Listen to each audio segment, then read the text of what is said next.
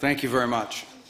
We gather here today as members of a historic alliance, an alliance that saved and changed the world. You know, when this conference began in 1963, it was in a nation, actually it was on a continent, that was divided against itself. The line between communism and freedom ran through the heart of Germany. The first barbed fences of the Berlin Wall had gone up just 2 years prior. And just months before that first conference, before our predecessors first met here in Munich, the Cuban Missile Crisis had brought the world to the brink of nuclear destruction. Even as World War II still burned fresh in the memory of Americans and Europeans alike, we found ourselves staring down the barrel of a new global catastrophe, one with the potential for a new kind of destruction, more apocalyptic and final than anything before in the history of mankind. The time of that first gathering, Soviet communism was on the march. Thousands of years of Western civilization hung in the balance. At that time, victory was far from certain. But we were driven by a common purpose. We were unified not just by what we were fighting against. We were unified by what we were fighting for. And together, Europe and America prevailed. And a continent was rebuilt. Our people prospered. In time, the East and West blocks were reunited. A civilization was once again made whole. That infamous wall that had cleaved this nation into two came down, and with it an evil empire. And the East and West became one again. But the euphoria of this triumph led us to a dangerous delusion that we had entered, quote, the end of history, that every nation would now be a liberal democracy, that the ties formed by trade and by commerce alone would now replace nationhood, that the rules-based global order, an overused term, would now replace the national interest, and that we would now live in a world without borders where everyone became a citizen of the world. This was a foolish idea that ignored both human nature and it ignored the lessons of over 5,000 years of recorded human history. And it has cost us dearly. In this delusion, we embraced a dogmatic vision of free and unfettered trade, even as some nations protected their economies and subsidized their companies to systematically undercut ours, shuttering our plants, resulting in large parts of our societies being deindustrialized, shipping millions of working and middle-class jobs overseas, and handing control of our critical supply chains to both adversaries and rivals. We increasingly outsourced our sovereignty to international institutions while many nations invested in massive welfare states at the cost of maintaining the ability to defend themselves. This, even as other countries have invested in the most rapid military buildup in all of human history and have not hesitated to use hard power to pursue their own interests. To appease a climate cult, we have imposed energy policies on ourselves that are impoverishing our people, even as our competitors exploit oil and coal and natural gas and anything else, not just to power their economies, but to use as leverage against our own. And in a pursuit of a world without borders, we opened our doors to an unprecedented wave of mass migration that threatens the cohesion of our societies, the continuity of our culture, and the future of our people. We made these mistakes together. And now, together, we owe it to our people to face those facts and to move forward, to rebuild. Under President Trump, the United States of America will once again take on the task of renewal and restoration, driven by a vision of a future as proud, as sovereign, and as vital as our civilization's past. And while we are prepared, if necessary, to do this alone, it is our preference and it is our hope to do this together with you, our friends here in Europe.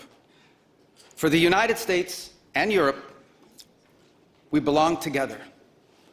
America was founded 250 years ago, but the roots began here on this continent long before. The men who settled and built the nation of my birth arrived on our shores carrying the memories and the traditions and the Christian faith of their ancestors as a sacred inheritance, an unbreakable link between the old world and the new. We are part of one civilization, Western civilization. We are bound to one another by the deepest bonds that nations could share, forged by centuries of shared history, Christian faith, culture, heritage, language, ancestry, and the sacrifices our forefathers made together for the common civilization to which we have fallen heir. And so this is why we Americans may sometimes come off as a little direct and urgent in our counsel. This is why President Trump demands seriousness and reciprocity from our friends here in Europe. The reason why, my friends, is because we care deeply. We care deeply about your future and ours. And if at times we disagree, our disagreements come from our profound sense of concern about a Europe with which we are connected, not just economically, not just militarily. We are connected spiritually, and we are connected culturally. We want Europe to be strong. We believe that Europe must survive. Because the two great wars of the last century serve for us as history's constant reminder that ultimately our destiny is and will always be intertwined with yours. Because we know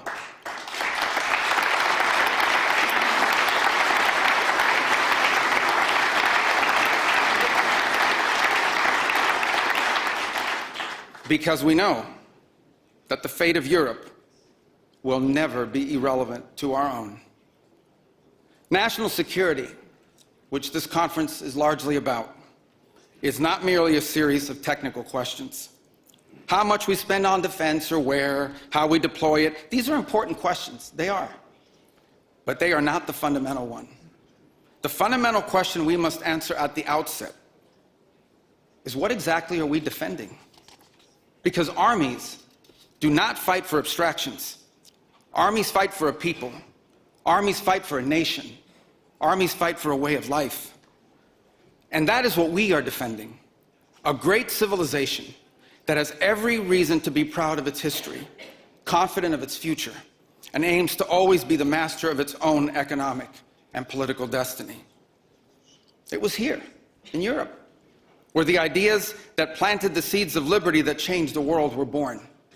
It was here in Europe where which gave the world the rule of law, the universities, and the scientific revolution. It was this continent that produced the genius of Mozart and Beethoven, of Dante and Shakespeare, of Michelangelo and Da Vinci, of the Beatles and the Rolling Stones. And this is the place where the vaulted ceilings of the Sistine Chapel and the towering spires of the great cathedral in Cologne, they testify not just to the greatness of our past or to a faith in God that inspired these marvels.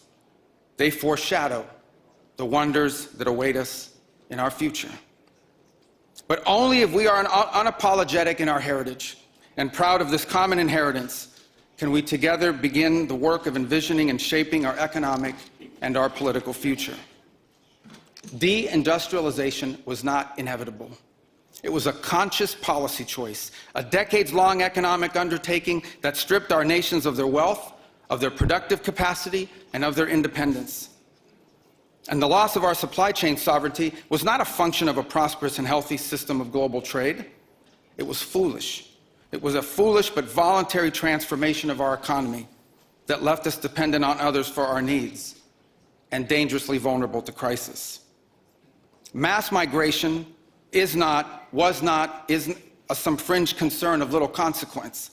It was and continues to be a crisis which is transforming and destabilizing societies all across the West.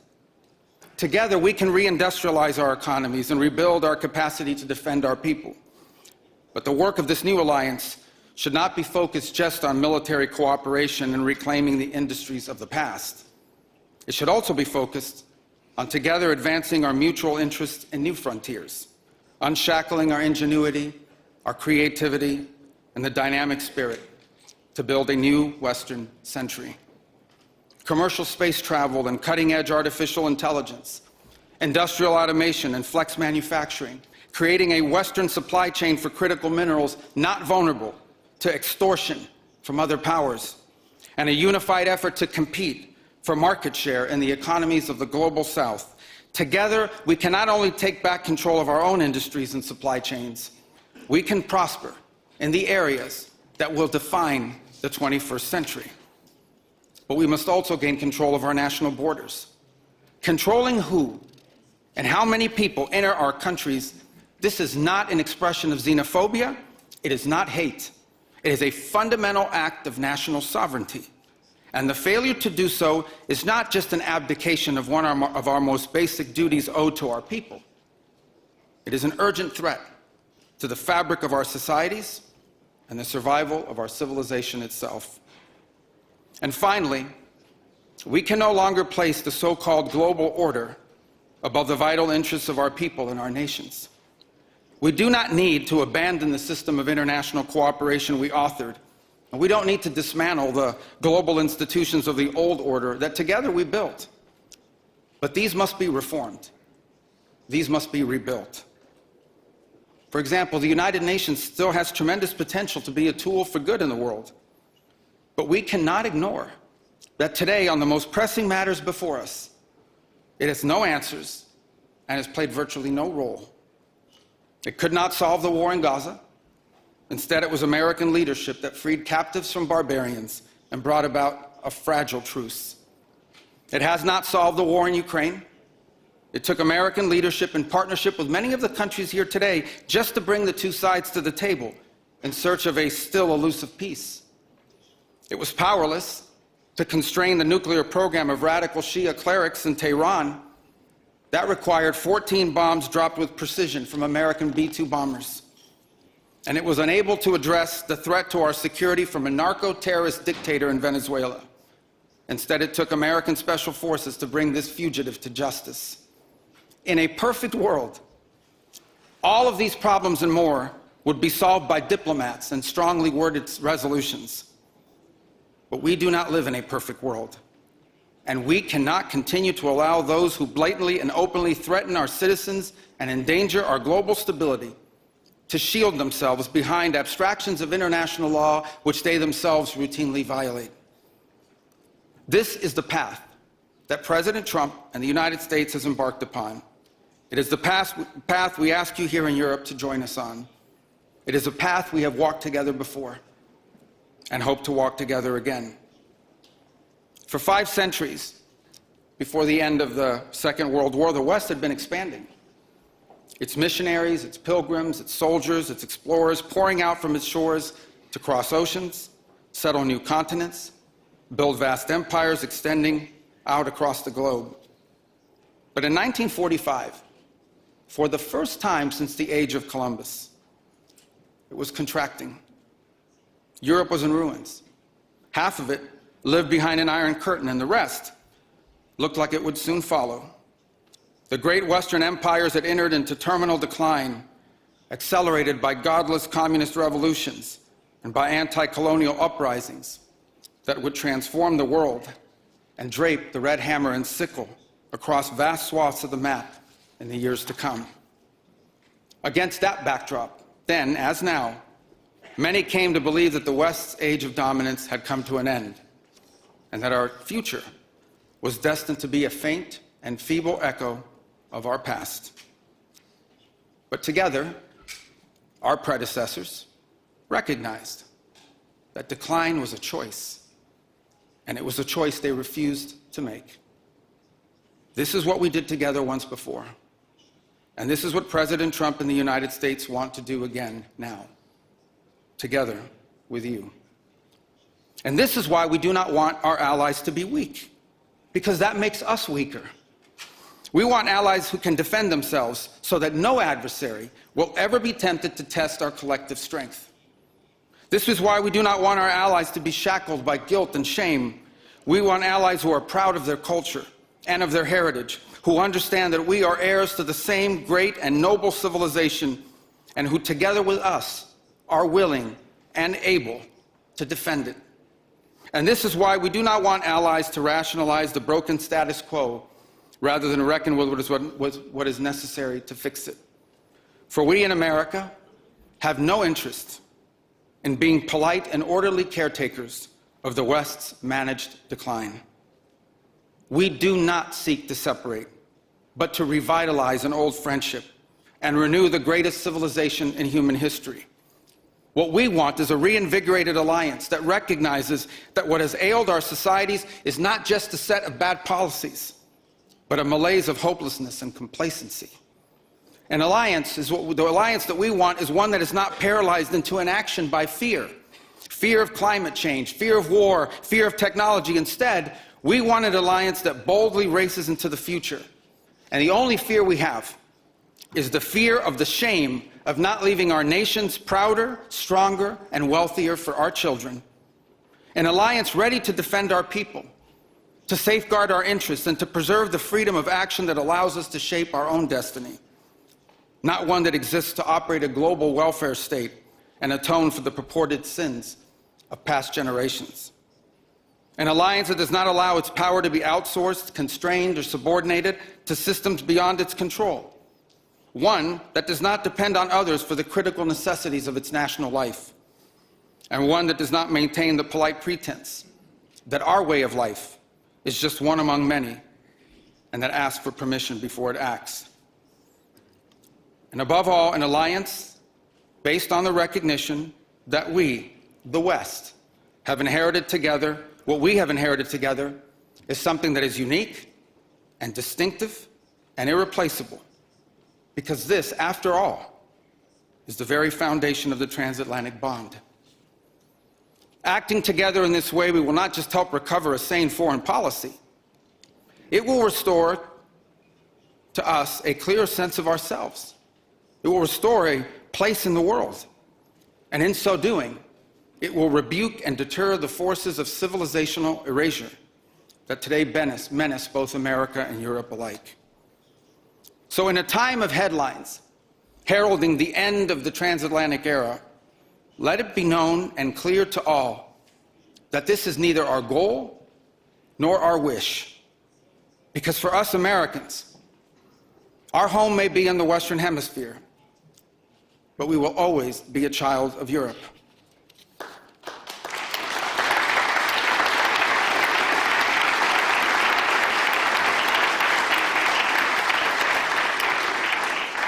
Our story began with an Italian explorer whose adventure into the great unknown to discover a new world brought Christianity to the Americas and became the legend that defined the imagination of our pioneer nation. Our first colonies were built by English settlers, to whom we owe not just the language we speak, but the whole of our political and legal system. Our frontiers were shaped by Scots-Irish, that proud, hardy clan from the hills of Ulster that gave us Davy Crockett and Mark Twain and Teddy Roosevelt and Neil Armstrong. Our great Midwestern heartland was built by German farmers and craftsmen who transformed empty plains into a global agricultural powerhouse. And by the way, dramatically upgraded the quality of American beer. Our expansion into the interior followed the footsteps of French fur traders and explorers whose names, by the way, still adorn the street signs and town names all across the Mississippi Valley. Our horses, our ranches, our rodeos, the entire romance of the cowboy archetype that became synonymous with the American West. These were born in Spain. And our largest and most iconic city was named New Amsterdam before it was named New York. And you know that in the year that my country was founded, Lorenzo and Catalina Giraldi lived in Casal Monferrato in the Kingdom of Piedmont, Sardinia. And Jose and Manuela Reina lived in Sevilla, Spain. I don't know what, if anything, they knew about the 13 colonies which had gained their independence from the British Empire. But here's what I'm certain of. They could have never imagined that 250 years later, one of their direct descendants would be back here today on this continent, as the chief diplomat of that infant nation. And yet here I am, reminded by my own story that both our histories and our fates will always be linked. Together, we rebuilt a shattered continent in the wake of 2 devastating world wars. When we found ourselves divided once again by the Iron Curtain, the Free West linked arms with the courageous dissidents struggling against tyranny in the East to defeat Soviet communism. We have fought against each other, then reconciled, then fought, then reconciled again. And we have bled and died side by side on battlefields, from Kapyong to Kandahar. And I am here today to leave it clear that America is charting the path for a new century of prosperity, and that once again, we want to do it together with you, our cherished allies and our oldest friends.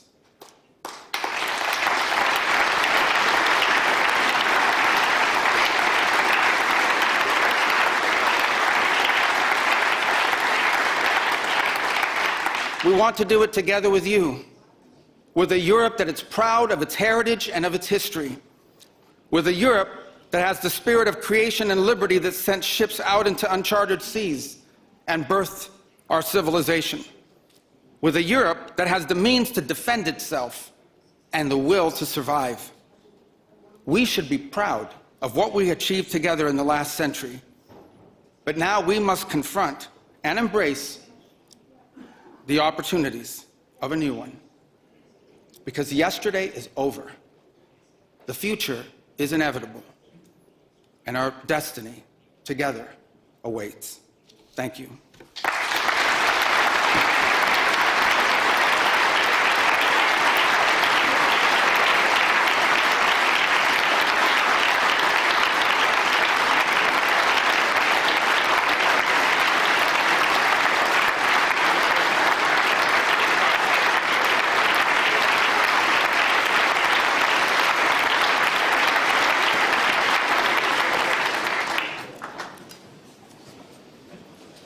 Mr. Secretary, I'm not sure you heard the sigh of relief through this hall when we were just listening to what I would interpret as a message of reassurance, of partnership.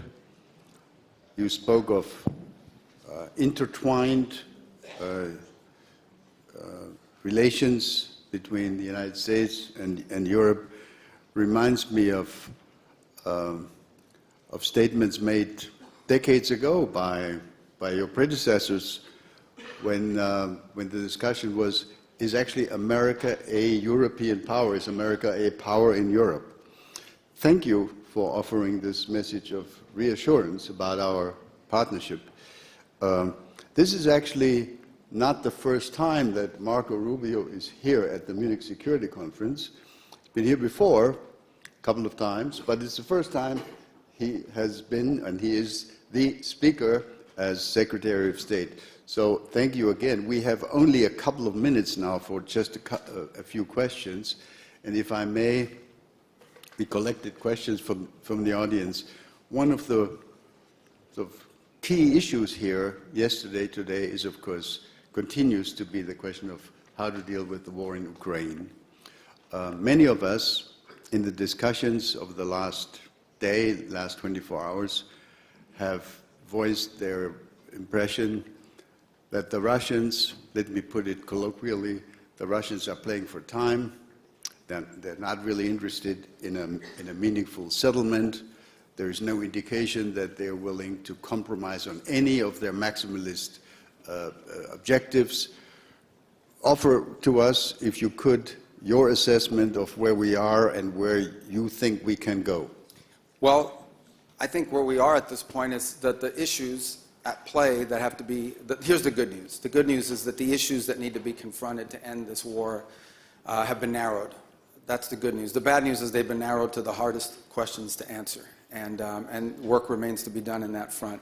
I hear your point about, well, the answer is we don't know. We don't know if the Russians are serious about ending the war. They say they are, and under what terms they were willing to do it, and whether we can find terms that are acceptable to Ukraine upon that Russia will always agree to. But we're going to continue to test it. In the meantime, everything else continues to happen. The United States has imposed additional sanctions on Russia's oil.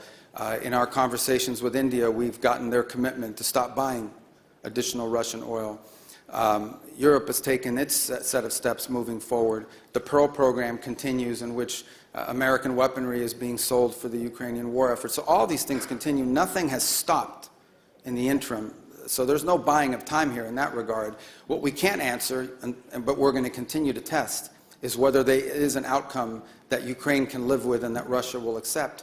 And I would say it's been elusive up to this point. We've made progress in the sense that for the first time, I think, in years, at least at the technical level, there were military officials from both sides that met together last week, and there'll be meetings again on Tuesday, although it may not be the same group of people. Look, we're going to continue to do everything we can to play this role of bringing this war to the end. I don't think anybody in this room would be against a negotiated settlement to this war so long as the conditions are just and sustainable. And that's what we aim to achieve, and we're going to continue to try to achieve it, even as all these other things continue to happen on the sanctions front and so forth. Thank you very much. I'm sure if we had more time, there would be many questions on Ukraine.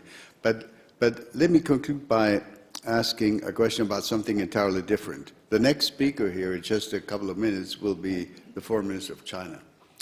When you served in the Senate, sir, people considered you a kind of a China hawk.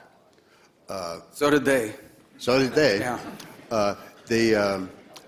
We know that there will be, in about 2 months' time, a summit meeting between President Trump and President Xi Jinping. Give us your expectation. Are you optimistic? Can there be a quote-unquote deal with China? What do you expect? Well, I would say this. The two largest economies in the world, two of the big powers on the planet, we have an obligation to communicate with them and talk, and so do many of you on a bilateral basis as well. I mean, it would be geopolitical malpractice to not be in conversations with China. I would say this, because we're two large countries with huge global interests, our national interests will often not align. Their national interests and ours will not align, and we owe it to the world to try to manage those as best we can, obviously avoiding conflict, both economic and worse. And so it's important for us to have communications with them in that regard. On areas in which our interests are aligned, I think we can work together to make positive impact on the world, and we seek opportunities to do that with them. But we have to have a relationship with China, and many of the countries represented here today are going to have a relationship with China, always understanding that nothing that we agree to could come at the expense of our national interest. And frankly, we expect China to act in their national interest, as we expect every nation state to act in their national interest. And the goal of diplomacy is to try to navigate those times in which our national interests come into conflict with one another, always hoping to do it peacefully. I think we also have a special obligation, because whatever happens between the U.S. and China on trade has a global implication. So there are long-term challenges that we face that we're going to have to confront, that are going to be irritants in our relationship with China. That's not just true for the United States, that's true for the broader West. But I do think we need to try to manage those the best we can to avoid, unnecessary friction if it's possible. But no one is under any illusions. There are some fundamental challenges between our countries and between the West and China that will continue for the foreseeable future for a variety of reasons. And it's some of the things we hope to work together with you on. Thank you very much, Mr. Secretary. We've run out of time. I'm sorry that I can't take questions from all those who wanted to ask questions. Mr. Secretary of State, thank you for this message of reassurance. I think this is much appreciated here in the hall. Let's offer a round of applause.